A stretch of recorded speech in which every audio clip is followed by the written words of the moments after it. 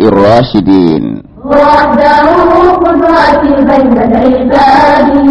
في حب طه الهادي. تاريخ الخلفاء الراشدين برنامج أسبوعي يذاع على الهواء مباشرة في أيام الخميس برحمة هو النعمة له من إذاعة القيم والفضيلة. هذا نور الأسنان الحاضر والبادي في حبي على كلا نربلا كان لهم كتاريخه وحده قدرتي بين العباد.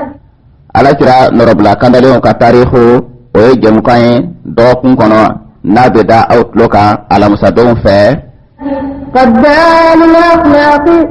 كابو راديو دابيك مسوكنا وقال الأخلاق وطاعة من معشر حبهم دين وبعدهم كفر وقربهم منجا ومعتصم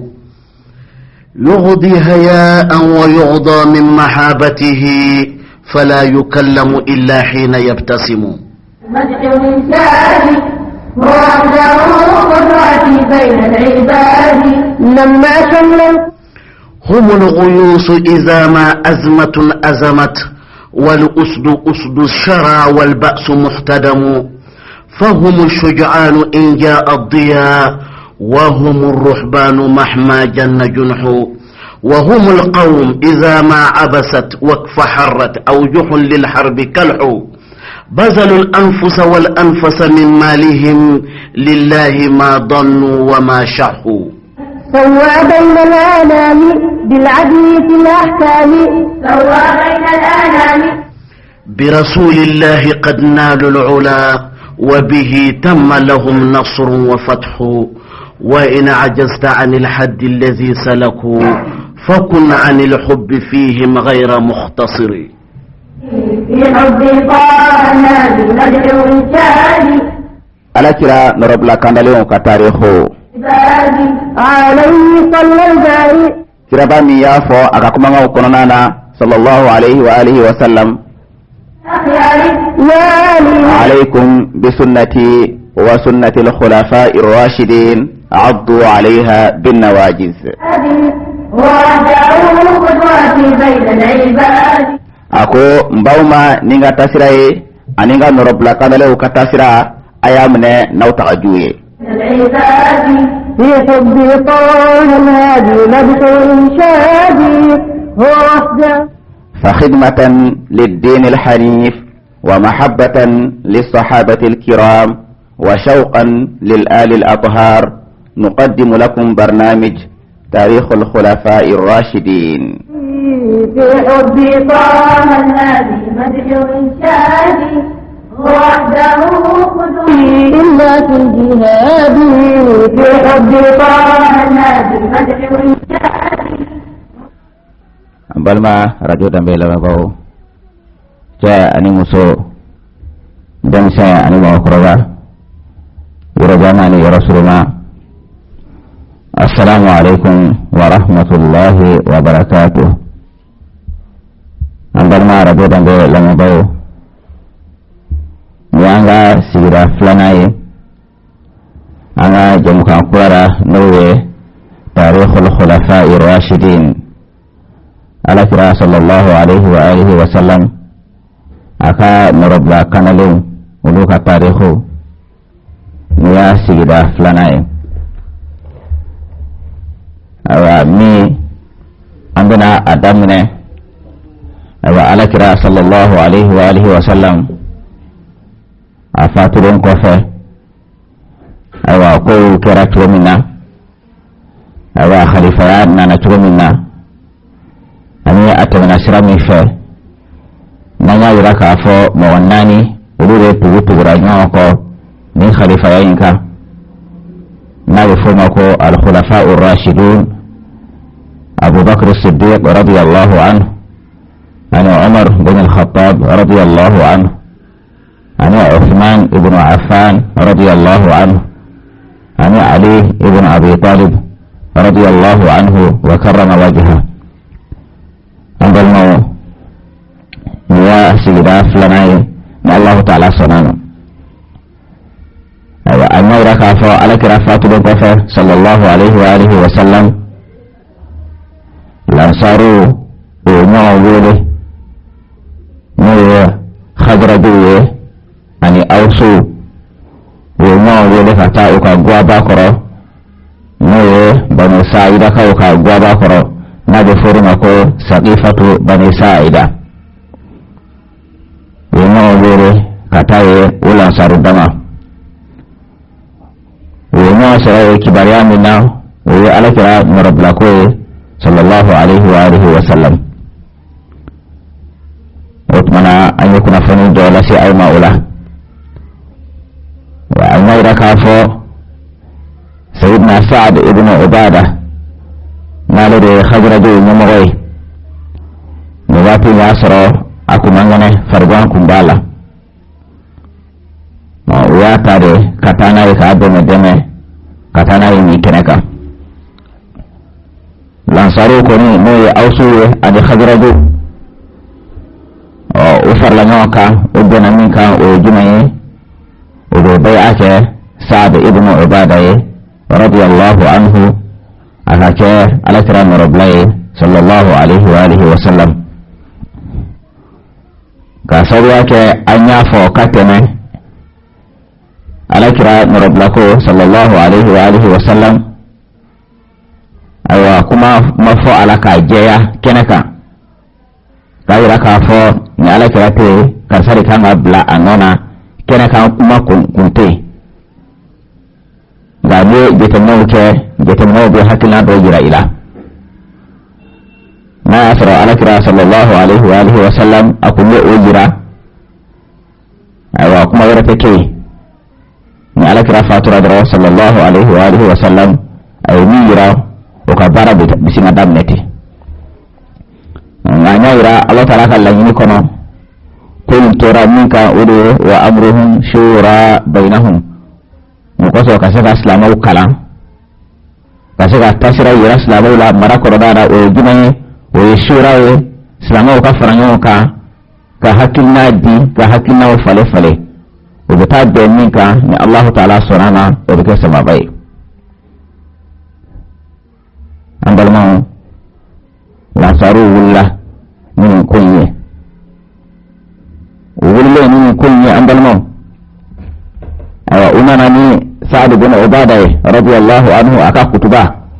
anyo de la sai auma kuma kun jira ureka ado ina fo uhuni farganyo ka ubenaka ni la saru we uhun de bai ake jonde o sa'd bin ubadah akake ala kiram rabbi sallallahu alaihi wa alihi wa sallam andalma o anya ira ka fo sa'd bin ubadah aka kutuba qur'ana ayira lansarula ya lansaru jama aywa konyoya de awde dinaina awde mato ko fi samantiya de awde islamiyina min na nyonate kabila shiye kami arabula wa ya rakafo alaka muhammad sallallahu alaihi wa alihi wa sallam asira akan mu'tala santani ko abala kuwele kata rahmani masa batulima ukasika bulu ye katoi anu yafamu bato ni Allah ta'ala tanai ukasika uwe kotoi nga mashina liman ya naye akan mu'aula fana karacha uwe minu kadawa awa minu liman yarafana unu kuntufe kado ala kirani torote ukuntusika ala kirakumania sallallahu alaihi wa alihi wa sallam kabo torokuma ukuntusika dina yarafana mkorota udona ukuntusika torola segi hali kabo uirakuma Allah ta'ala de fi sabati Allah ni aula saruye Allah ta'ala ye bumani karama sama kata auma Allah ta'ala kasroka au teregere naka memai Allah ta'ala kasroka au garziwe nili maniawe ni Allah ta'ala ye anaka chide alakira Muhammad sallallahu alaihi wa alihi wa sallam kado alakira anajubuche ani aka sahabai fana kado unu torabauche ka Allah ta'ala ka dinin korota watmana Allah ta'ala jubu ka uji hadu ku kere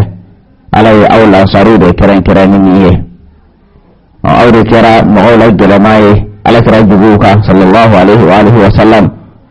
awma umna min muslahay ama umna min mawaye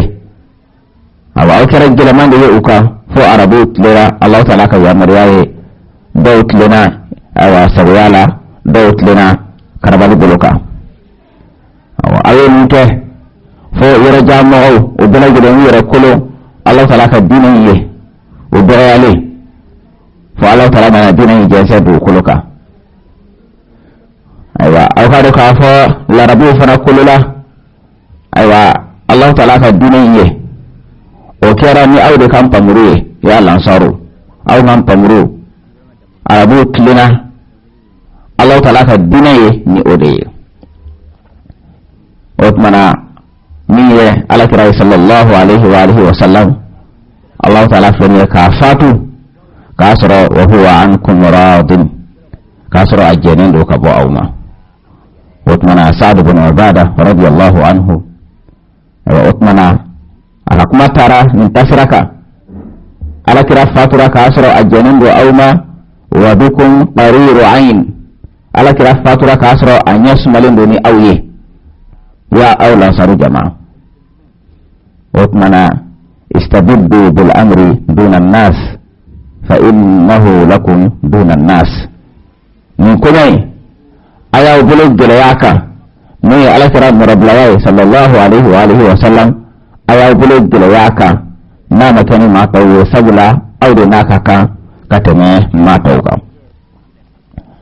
أنبلنا سعد بن عبادة رضي الله عنه أنا يركع فوق منجنه akumala kani kumanga lase aywa ni kumanga mawara faraba lase matoma aywa akakuma tara basira minka ode niye ambalno otmana min bela jele anya ira o yasro lansaru koni ulo kelenka beni koinka o yasro muhajiruna ulo hakili ramajigini na folo ويسرى عليك صلى الله عليه وآله وسلم أكفاتوا لكتنكا وما كنوا كبؤوا لفلو أمبالمون أواني كوني من كرا عليك رأي فاتوا للدود صلى الله عليه وآله وسلم أمبالمون أواكو ناكرا نيا سويا دو وباتو فميا فنبسرو أكونانا lansaru jora nini kunye aywa teliya boloka nyafali mere kera ula ambalmao tarikhu tugu yajira ala kira sallallahu alaihi wa alihi wa sallam abe fatu kumamina o yasro ko kunka kala woro koso amba ko kuma be niko kera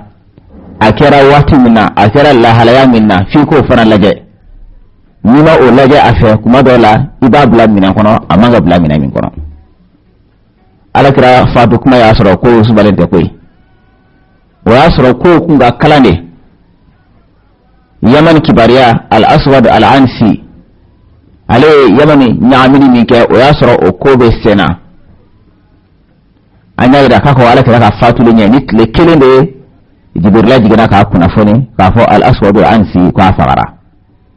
odu seje ode kala kira ka fatuli wa yasra murti le yara fana wulila no ye jonye musailamatul kadhab ya mama konana o fara bala ka fa ko ali fana kira kirai do bala ka tugu o fana ko o yasra afara tuguni ko kele bolo do fana la benendo o kele bolo o bala ku la be de ku bina chu madina ka ala kira fatura ka asra nin ko de besena nin be ka kala wotmana ambalmau da araba dai tarakin ko kalama kela ako wata shiga suma ya wotmana kam na fara kwala kira fatura lansaru da somi fala ke sabula ambalmau tarihu tuwo ko lansaru yoni minke ujodo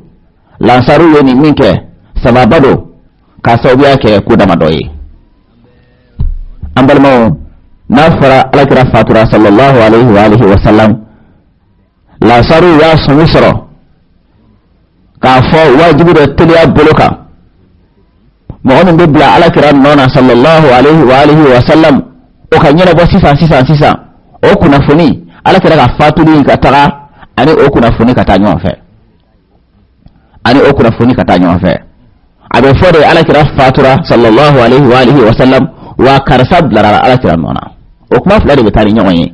ala kira ka fatuli dama ka taga o kudu bade uluka yela odon yoro ku kunga kala kana ma dubu ka danne aywa yaman yamama ani yoro ani kuna funi rabbe ko kera belo balaka labe ka bida chu no kera ka asro nyama wote yo bita chori ni ko ka kala yata otmana uyaye ka fo ko bela jilo bina nyashi yoro madama abina nyashi madina dama sabula madina ore islam ya fa bai ni faratin ya shide mo yoroma faratin ya shide do madina dama faratin ya shide madina ma no yo ka duwe ala kira fatule ko sallallahu alaihi wa alihi wa sallam hal ni yoro jama'ote no yaman ani yamama ani kele bulo min nafara ko labenendo ko balakanna aywa arabu badiya dugo arabu mun fini madina dafalala wire bado ani qabila minu be wire bado ka fo ma chaman bula o kalima na mata yoro jande ma chaman bula ala ko qur'ana kono قالت الأعراب آمنا قل لم تؤمنوا أعرابو بعد يدعو أعرابو كان لمن يرى ألاكو ألا تلاكو جابي كافوه أو من لمن يكوني لانساو بعدون وكرا فلا بلا جلن إيه فراتيه بعد يدعو قبلا منو بي وچامان بي وما بي سلامي على من يدفليه ولم يدخل الإيمان في قلوبها يدك فول لمن يمد بسكون فلده وإنما أسلمت بلسانها وإسلام يرانون نهونده خوفا من القوة التي بلغتها الدولة الإسلامية أيام رسول الله صلى الله عليه وآله وسلم سرنيا كوسو فما أن بركة مي نسلم جمنا يوسرو على كراك الدولة صلى الله عليه وآله وسلم fangani sorola belajile wulila ka dinay kele be desera yahudiya desera rumu desera munafiqu desera be wulila ka dese ala yi dina deme ka dina jo ka kulu geleya otmana kabila chama be wura majigi ka islamiya jira o fanga isranya koso lansaru be ni don ambalmo jango murtili fana damnena do bala ka murti yo nyefe kele bolo be ko be sena ko bala kana ambalmo madina ka no la saru ye sigitu ye ko na fara ko ala kira fatura la saru sigitu ye de sabla uluka dugu ko bina nyashi orema islamiya faba ode madina ye ode ka dugu ye otmana na fara ko ala kira fatura sallallahu alaihi wa alihi wa sallam ambalmo otmana farati be nyeshi urude ma folo ka ko bela jirenye ode ko so uyaye ka fo min kunye ulde ka koye min kun ulde ka nga wuli ka sigi senga ni ma wani nana obuna wula gane soro ambalmo ninde yato la saru farla nyoka ala kida ka fatuli do sallallahu alaihi wa alihi wa sallam ka sika foko ka mo osigi ni be ala kira noroblay mo khalifatu rasulillah ala kira kan norobla sallallahu alaihi wa alihi wa sallam sabula ambado mauma ido ka mo min kala kasala atika faba ko be yashi yene ma jamana no faba min na kaba o jamana ko bani otmana islam ya faba o de juma o de madina ikoi na fara ko ala kira fatura ni farati ko no chama ni fitna no chama ni mangano no chama ni hakili sigi baliya chama otmana lansaru awa wulli bawe sade wulli bawere awre duguti wiye wulli be awre sade awre jati wiye otmana lansaru wulla ka ala kira kan rabla ko nyini tiliala sallallahu alaihi wa alihi wa sallam o sabiya bayani ambalmau lansaru ya tuguni ala kira kan kluma kun da ala kira koro sallallahu alaihi wa alihi wa sallam o lansaru de ko ambalmau lansaru de ala kira wele kana ko na bai ka dugule kana an fa an bi bene fo an ga toala anaga debaya anaga nafuro fam belajile lansaru de ko otmana ala kira kluma bi'amatu rasulillah ala kira kan kluma o de lansaru ye ambalmau muna هم الذين نصروه لانصروا دي مغوية من على كرا دمه وفتحوا بيوتهم للمهاجرين من أهل مكة ولود يوكا داية له هجرة كلاوية من برا مكة كداية لوية وولود ثاني مهاجرين فرنوكا كان جمنا بانجو نو إسلام جمنا أنكلما يجوني أنكلما لانصروا دي أتمنى وبعدو ni ma ni wulila ki be dangare dingala ite se ka dangare dingala fi ka dangare lansaru la kalansaru to nyama yala ite se ka fenge dinala kalansaru gerento ite se ka fenge dinala otmana ala kiran klomon ni ala kirate an klomon be an klomon yo jonye o de lansaru ye otmana fuku laben ka ko sigi senga ni ko min nana ni ko min tuna o ba sara labenendo lansaru tilwara ala kira ko fala ko labe sallallahu alaihi wa alihi wa sallam o ye ummatan mude lansaru tilwara ala kira rabna ko sallallahu alaihi wa alihi wa sallam ko si senga o yu ma bara nyuma de ya do o bara min kira ala kira ka watira o bira tebeni o bara kire de o samana ni o de o hakila de jigno kono o de ko sa umma bla daga girin dala o de ba dugu de fa baye farate de nyashiyema wajibo ni ma ne ko kibe yuri islamiya kama ni madina ko ni nyuma be etira fenke wa madina fana ko nana ala kiran kluma o lansaru de dina ko rasarani ulude ka ulu fana toy etna sega dankare dinala otmana o ko dugu be faratila ulu yere bakun fana be faratila ngambal ma na yalla je muhajiruna ulu na bagawde ulu bora o ko dugu de la kana fara nunu ka kasigi ala kira fa sallallahu alaihi wa alihi wa sallam ambal mo adama ya ka famyala mo ni na bagai ani mo ni dugute o te kile yire na gona ka kalaya na baga betara na gona ka kalaya kwa te nyina bo na baga betara nga dugute o be sigi de na be yewo to na ado nyina bote otmana lansaru ulu hakiliye min belajiriye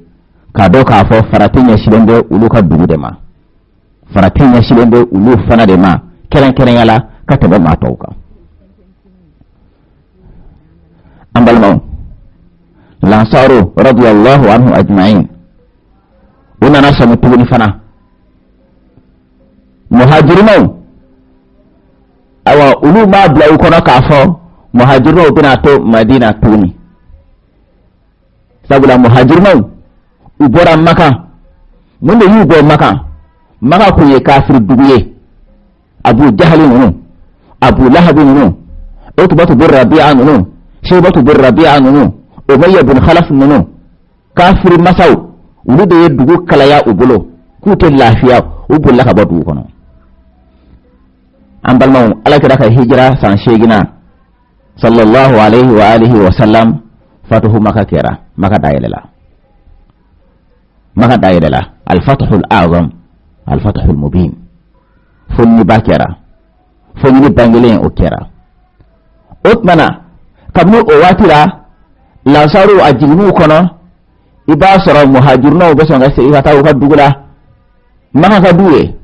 maka joro ka bo yoro fu mu labo maka ni maka wa kafiriyate fu ma ulabo ni maka ni maka ka degunte hali ara kirayre o de ya labo sallallahu alaihi wa alihi wa sallam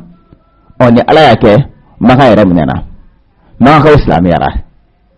de kera aywa tabulo maka dala girin ono otmana farati bana la'alla aywa maka unafa ko amita nga dugula no fana kera to bala mawala ibaye dugu ni gere ya kika ibora gere mi kere ka no obana ni sigira oto balam wala otman ambalmo lansaru hakili duna ni bela gelena ka fo muhajirun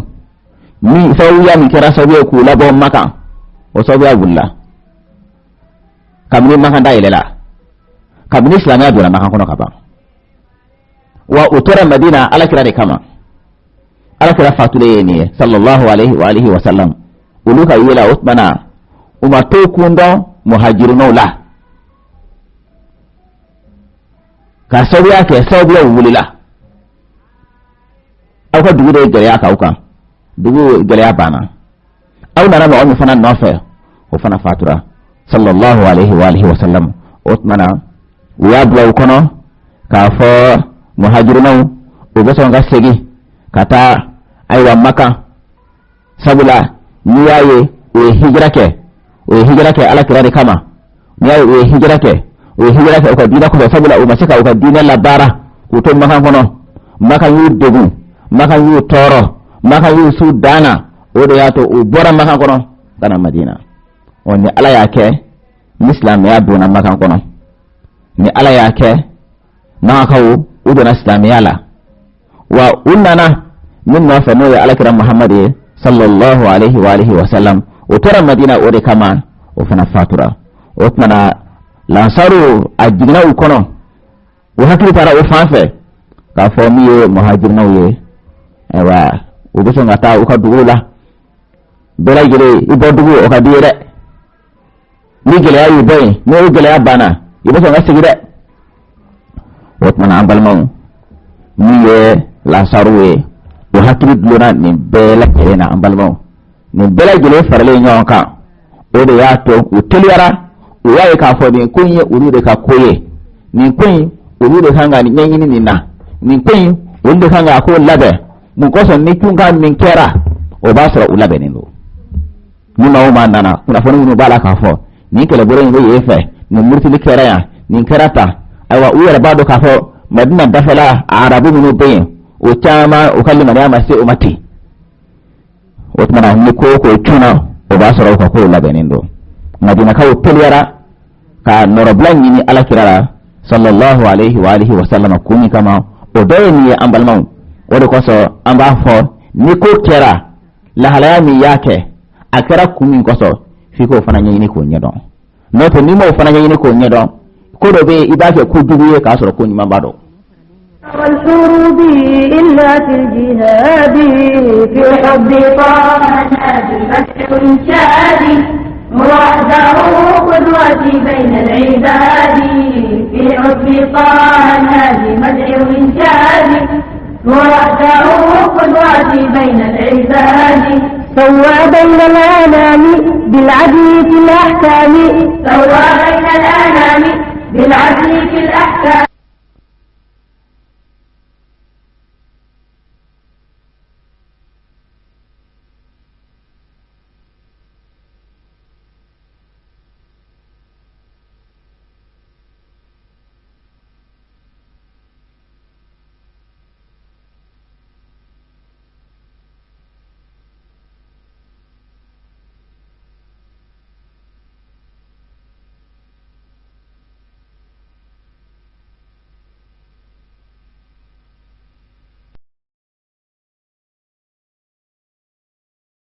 الراشدين وحده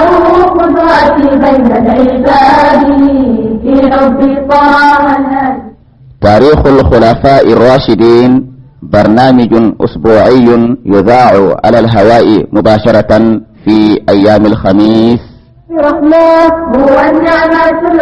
من إذاعة القيم والفضيلة. هذا نور الأسنان الحاضر والبادي في حب على كلا نربلا كدلهم كتاريخه وحده قدوتي بين العباد. على كلا نربلا كدلهم كتاريخه ويجمعين دوكم كنا نبدا أوتلوكا على مصدوم في قدام الأخلاق كابو راديو دابيك مسوكنا الأخلاق وطاعة من معشر حبهم دين وبعدهم كفر وقربهم منجا ومعتصم يغضي هياء ويغضى من محابته فلا يكلم إلا حين يبتسم. مدح الإنسان وحده قدرتي بين العباد لما كلم. هم الغيوص إذا ما أزمة أزمت والأسد أسد الشرى والبأس محتدم. فهم الشجعان إن جاء الضياء وهم الرهبان مهما جن جنح. وهم القوم إذا ما عبست واكفحرت أوجح للحرب كلح. بذلوا الأنفس والأنفس من مالهم لله ما ضنوا وما شحوا. سوى بين الآلام بالعدل في الأحكام. سوى بين الآلام برسول الله قد نالوا العلا وبه تم لهم نصر وفتح. وإن عجزت عن الحد الذي سلكوا فكن عن الحب فيهم غير مختصر. في حب طه النبي ندعو إنشادي ala kira norobla kandaleon ka tarihu عبادي عليه صلى الباري. kira ba mi ya fo aga kuma ngaw kononana sallallahu alaihi wa alihi wa sallam.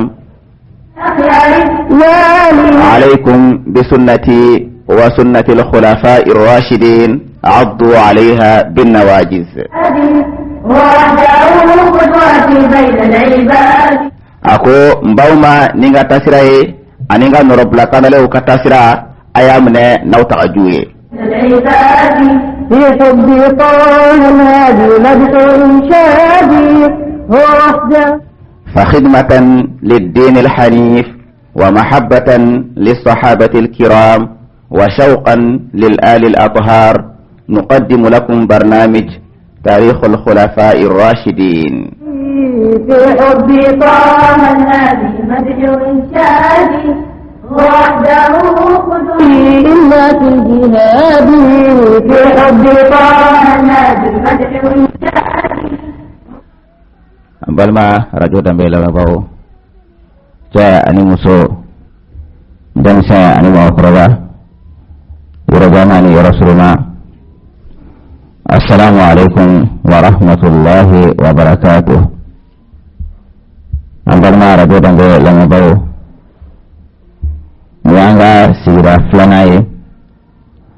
anga jamuka kurara nowe tarikhul khulafa'i rashidin. ala kira sallallahu alaihi wa alihi wa sallam aka norobla kanalin ulu ka tarihu niya sigida flanaye. awa mi andana adamne awa ala kira sallallahu alaihi wa alihi wa sallam afaturun kofe awa ko kira turumina awa khalifa na turumina ani atamana sirami fe nanya yira ka fo mo wannani urure pugutu ranyo ko min khalifa yinka na yufuma ko al khulafa ar-rashidun Abu Bakr as-Siddiq radiyallahu anhu ana Umar bin al-Khattab radiyallahu anhu ana Uthman ibn Affan radiyallahu anhu ana Ali ibn Abi Talib radiyallahu anhu wa karrama wajhahu. andalmo niwa sigida flanaye na Allah ta'ala sonano. aywa anna ka fo ala kira fatu don ko fo sallallahu alaihi wa alihi wa sallam lansaru o mo wele ne khadradu ani awsu o mo wele fata o ka gwa ba koro ne banu sa'ida ka o ka gwa ba koro nabe forima ko saqifatu bani sa'ida. yemo wele kataye ulan sarudama yemo sara kibariyami na o ala kira marabla ko sallallahu alaihi wa alihi wa sallam. utmana an yakuna fani dola si ay maula wa al-mawra kafo sayyidina Sa'd ibn Ubadah nale de khadradu momoy no wati yasro akumangane fargan kumbala ma wata de katana e ka deme katana e ni keneka lansaru ko ni no ya ausu ade khadradu o farla nyoka o bena minka o jumaye o be bay'ake Sa'd ibn Ubadah radiyallahu anhu akake alakram rabbi sallallahu alaihi wa alihi wa sallam ka sabiya ke anya fo katene alakira murablako sallallahu alaihi wa alihi wa sallam aywa kuma mafo alaka jeya kenaka kayira ka fo ni alakira te kasari kanga bla anona kenaka kuma kunte gabe jetemno bi hakila do jira ila na asra alakira sallallahu alaihi wa alihi wa sallam akunye ujira aywa kuma wara take ni alakira fatura dara sallallahu alaihi wa alihi wa sallam ay mira o ka bara bisinga damneti nganya ira Allah taala kala ni kono kun tora minka ude wa amruhum shura bainahum mukoso kasaka islamu kala kasaka tasira ira islamu la marako dara o jumaye o shura o islamu ka faranyo ka hakilna di ka hakilna fale fale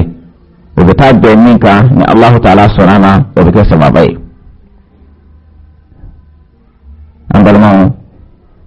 la saru willa min kunye wulle min kunye ambalma awa unana ni Sa'd ibn Ubadah radiyallahu anhu aka kutuba anyo de la sai auma kuma kun jira ureka ada ina fo uhuri farganyo ka ubenaka ni la saru we ukun de bay ake jonde o Sa'd ibn Ubadah akake alakira murablai sallallahu alaihi wa alihi wa sallam ambalma o anya ira ka fo Sa'd ibn Ubadah aka kutuba kornana ayayira lansarula ya lansaru jama aywa ko moya be awde dinaina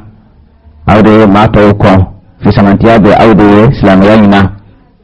min na nyonate qabila shiye kamu arabula ayayira ka fo alaka Muhammad sallallahu alaihi wa alihi wa sallam asira akamu hotela santani ko abala kuwele kata rahmani masa batolima ukasika bulu we katoi anu yafamu bato ni Allah taala tanai ukasika we ko toi nda mashina liman ya naye akamu aula funa kara chawo munu kado aya munu liman yarafana unu kuntefe kado ala kira ni torote ukuntefe ala kira kumania sallallahu alaihi wa alihi wa sallam kabo torokuma ukun desega dina rafana ngorota odona ukun desega tola segi hali kabo uira kuma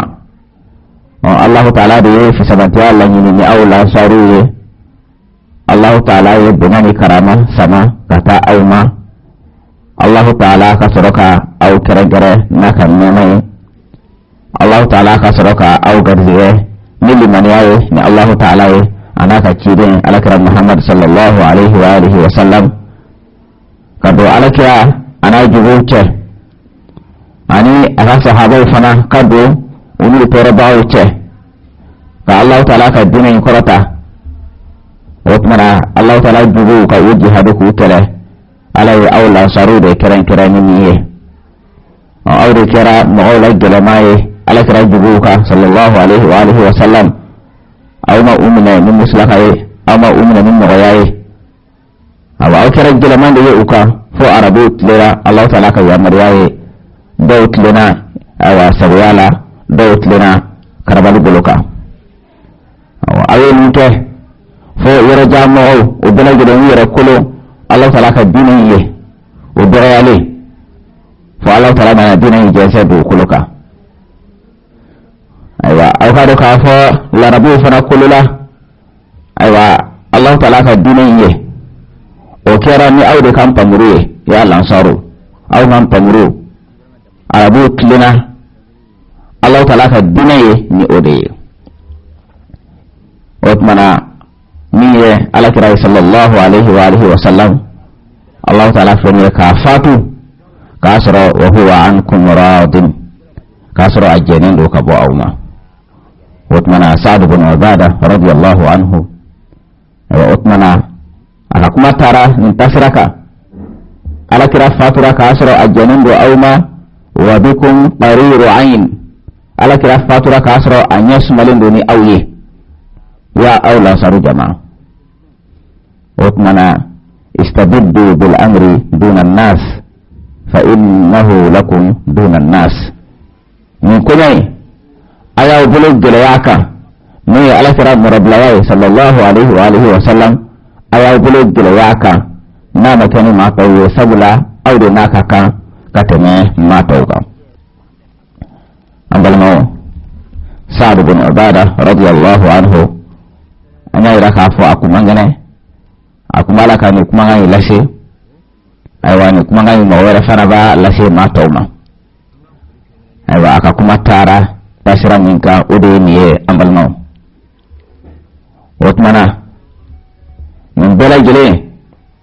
anya ira o yasro lansaru koni ulo kelenka beni koinka o yasro muhajiruna ulo hakili yara majigini na folo o yasro alakira sallallahu alaihi wa alihi wa sallam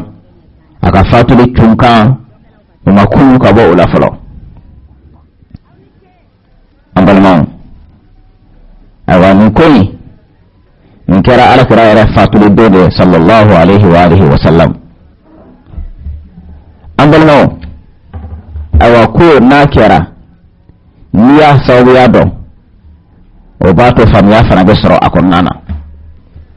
o lansaru jora nimi kunye awa teliya boloka nyefali mere kera ula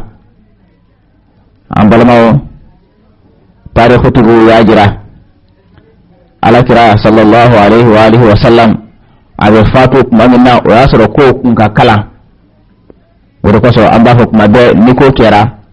akera wati minna akera la halaya minna fi ko fana laje nima o laje afe kuma dola iba bla minna kono amanga bla minna min kono ala kira fatu kuma yasro ko subalente koy o yasro ko kunga kala ne yaman kibariya al-aswad al-ansi ale yamani nyaamini mike o yasro o ko be sena anya da kako ala kira ka fatu le nyani le kelende jibrila jigana ka kuna foni ka fo al-aswad al-ansi ko afara o du seje o de ka ala kira ka fatu le o yasro murti le wala fana wulila no ye jonye musaylamatul kazzab ya mama kono nana o fara bala ka fo ko ali fana kira kiraye do bala ka tugu o fana ko o yasro afora tuguni ko kele bolo do fana la benendo o kele bolo o bala kula be do ko bida chu madina ka ala kira fatura ka asro nin ko do besena nin be ka kala wotmana ambalmo ni ada bare tara chu ko kalama cela ako wata sega suma ya wotmana kamna fara ko ala kira fatura lansaru de somi fola ke sabula ambalmo tarikhu tugo ko lansaru yoni minke ujodo lansaru yoni minke sababado kasawiya ke kudama doyi ambalmo nafara alakira fatura sallallahu alaihi wa alihi wa sallam lansaru ya sumisro ka fo wajibu de tiliya boloka mu'min bibla alakira nona sallallahu alaihi wa alihi wa sallam o kanyana bo sisa o kuna funi alakira ka fatuli ka taga ani o kuna funi ka tanyo fe abe fode alakira fatura sallallahu alaihi wa alihi wa sallam wa karsab la alakira nona o kuma fulade be tani nyawanye alakira ka fatuli dama ka taga o kudu bade uluka yela odon yoro ku kunga kala kana ma dugu ka damne aywa yaman yamama an yoro ani kuna funi rabbe ko kera bolo balaka labe ka bida chu no kera ka asro nyama wote yo bita churi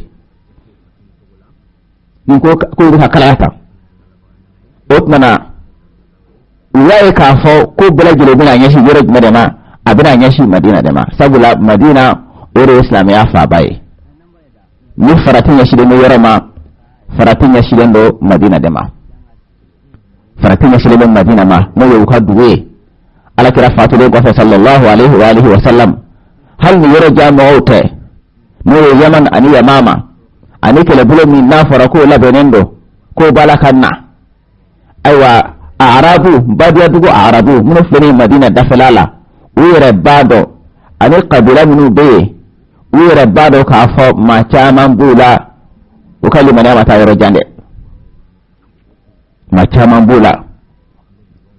ala ko qur'ana kono qalat al a'rabu amanna qul lam tu'minu arabu badiya dugo arabu ko kan liman yara ala ko ala kira ku jabi ka fuwe aw liman yakoni na sawu badon u kira fela bela jile de faratiye badiya dugo kabila munu be o chaman be umado islamiyala ni liman ya dafaleye walam yadkhul al iman fi qulubiha wa do ka fa liman yamado dusukuna falode wa inna ma aslamat bilisaniha wa islam yara nun engunde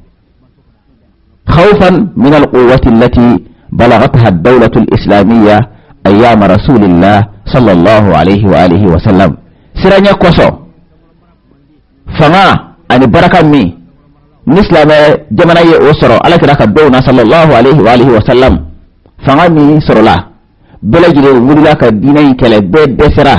يهودية دسرا رومو دسرا منافقو دسرا بيولك دسرا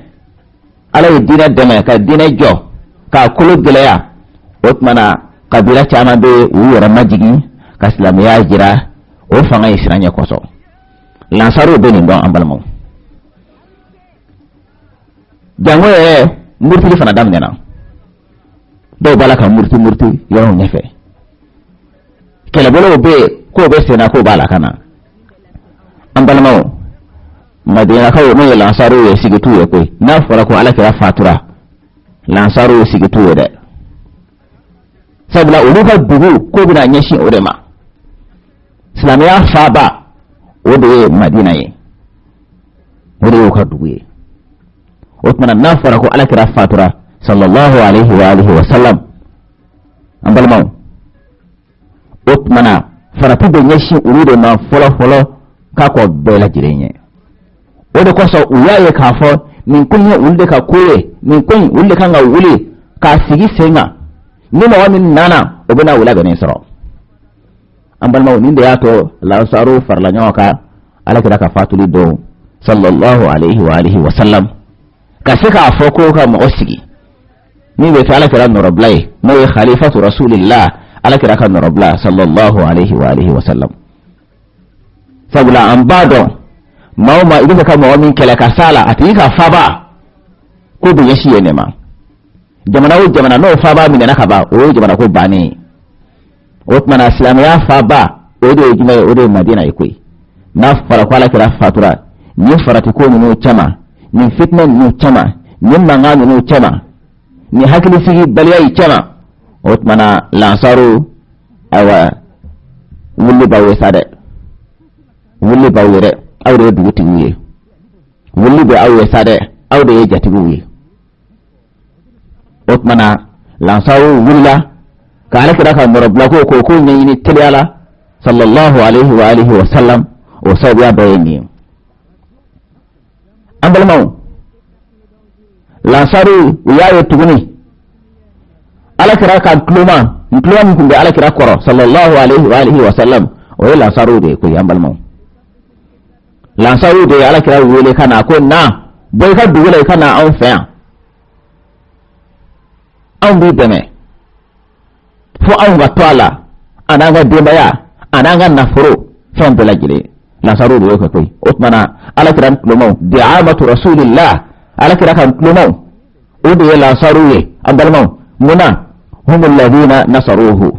lansaru de magoye muni ala kira deme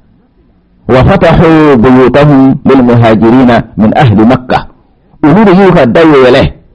هجرة كلاوية من برام مكة كدايو لوية وولود ثاني مهاجرين فرنوكا كانين جمنا بانجو نو إسلام جمنا أنكلما يجوني atloma ye lansaru de otmana ubado ni ma ni wulila kibe dangare dinala ite se ka dangare dinala fi ka dangare lansaru la kalansaru to nyama yala ite se ka fenge dinala kalansaru gorento ite se ka fenge dinala otmana ala kiran tloma ni ala kirate antloma ube antloma yo ganye o de lansaru ye otmana fuku labe ka ko sigi senga niko min nana niko min tuna o ba sura labe nendo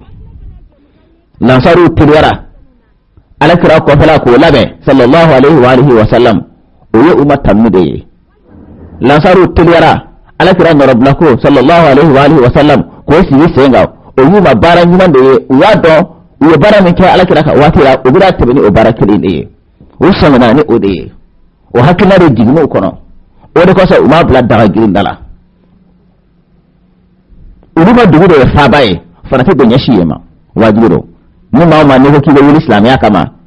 ni madina ko ni nyumande etira fanke wa madina fana ko nana ala kidan tumo o lansaru de dina ko ratarani ulu de ka ulu fana toy etna se ga dankari dina la otmana u ko dugu de faratila ulu yere bakun fana be faratila ngambal ma na ya laje muhajiruna ulu na bagaw de ulu bora ko dugu de la kana fara nunu ka kasigi ala kira fa sallallahu alaihi wa alihi wa sallam ambal maw adama ya ka famyala mawu na bagay ani mawu dugu de o te kile yire na gona ka kalaya na baga betara na gona ka kalaya kwa te nyina bo na baga betara nga dugu de o be sigi de na be yewo to na abe nyina boti otmana lansaru ulu hakiliye min belajiliye ka do ka fo faratinya shilembe ulu ka dugu de ma faratinya shilembe ulu fana de ma keren yala ka taba ma tawka ambal maw lansaru radiyallahu anhu ajma'in wana nasa mutuguni fana muhajirun awa ulu ma bla ko na ka fo muhajirun bina to madina tuni sabula muhajirun ubora maka mun da yugo maka ku ye kafir duguye abu jahli nunu abu lahab nunu utbatu bir rabi'a nunu shaybatu bir rabi'a nunu umayya bin khalaf nunu kafir masaw ulu de dugu kala ya ubulo ku te lafiya ubulla ka badu kono ambal maw ala kira ka hijra san shegina sallallahu alaihi wa alihi wa sallam fatuhu maka kira maka dayela al-fathu al-a'zam al-fathu al-mubin funni bakira funni bangelen o kira utmana kabnu o watira lansaru ajinu kono iba soro muhajiruna o besonga se ikata ko dugula maka ka duwe maka joro ka bo yoro fu mu labo maka ni maka wa kafiriyate fu ma ulabo ni maka ni maka ka digunte hali ara kira yare o de yalla bo sallallahu alaihi wa alihi wa sallam oni ala yake maka yare minana maka islamiyya de kira aywa tabule maka bela girin ono otmana farati bana la'alla aywa maka una fa ko amita nga dugula no fana kira o bala mawala ibaye dugu ni ye gele akika ibora gele mi kere ka no obana ni segira o bala mawala otmana ambal mawo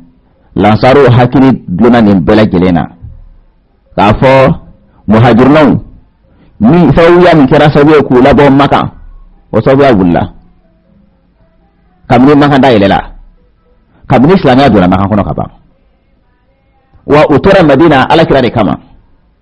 ala kira fatule ni sallallahu alaihi wa alihi wa sallam uluka yela utbana umato kundo muhajirun la ka sawiya ke sawiya wulila aw ka dugu de gele aka uka dugu gele bana aw nana no on fana nofe o fana fatura sallallahu alaihi wa alihi wa sallam utmana ya bla kono ka fo muhajiruna o beso nga segi kata aywa maka sabula niyaye e hijrake ala kirare kama niyaye e hijrake o hijira ka ko dina ko sabula o masaka o dina la bara ko to makan kono maka yu degu maka yu toro maka yu sudana o de yato o bora makan kono kana madina on ala yake islam ya bona makan kono ni ala yake maka o do na islam yala wa unnana min wa fa mo ya ala kiram muhammad sallallahu alaihi wa alihi wa sallam o tora madina o de kama o fana fatura o tana lansaru ajigna u kono o hakili tara o fanfe ka fo mi muhajirna ye ewa o be so ngata o ka dugula bela jere ibo dugu o ka dire ni gele ayu boy no gele abana ibo so ngasigire